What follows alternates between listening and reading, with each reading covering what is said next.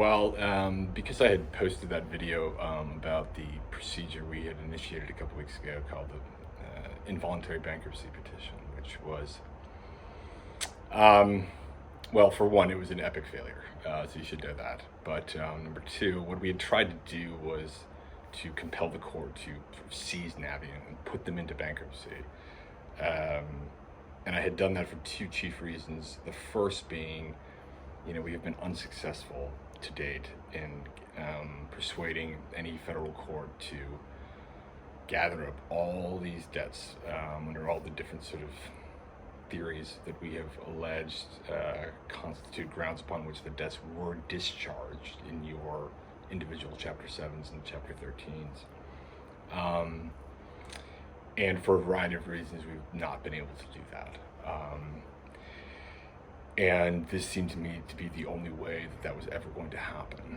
And number two, because the money has been obtained, I believe, in violation of the bankruptcy code, all of the money that has been collected is technically, or arguably, not part of Navient's estate, as it's called. So if you, as all of you sort of probably may remember, when you go into bankruptcy, they create what's called an estate, and that means all of the assets of the bankrupt are sort of gathered together, and they're valued. And so, the sort of definition of a bankrupt is someone whose assets are less than their debts. And this, long story short, it seemed to me that the best way to get the declaration of discharge for everyone was, if Navient were to be forced into its own bankruptcy, the court would have to value all of its assets, and the value of a discharged debt is zero. Obviously, it's not worth anything. It's a void debt. And I got it wrong. And I think what happened was I sort of confused my frustration with the process with the benches or the federal judiciaries. I had heard increasing irritation, I believed, from a number of judges that led me to believe that this was potentially or likely a sort of novel way to approach this problem, and I got it wrong. Got it very wrong. The court not only found that the involuntary petition failed, they also found that I acted in bad faith, which is not great for me personally, but sort of more importantly, really sort of hamstrung me in my ability to get this done. So where do we go from here?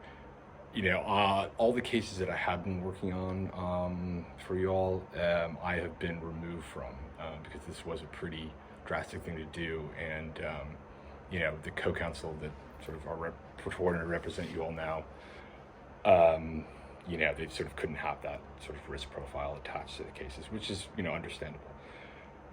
So to the extent that you fall within one of those, probably about a dozen lawsuits at this point, certainly pursue that, be part of that class, because I think that they are fundamentally sound cases.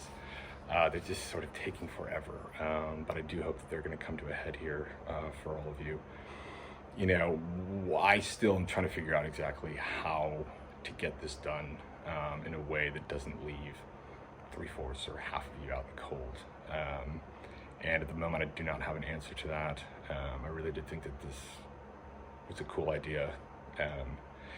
And I have been chastened, as they say. So, I unfortunately don't have much more information beyond that at the moment, but I wanted to, because I had sort of broadcast this to you all as a potential solution, I wanted to let you know that, unfortunately, no, it didn't work. But, please continue to reach out if you are sort of being actively harassed.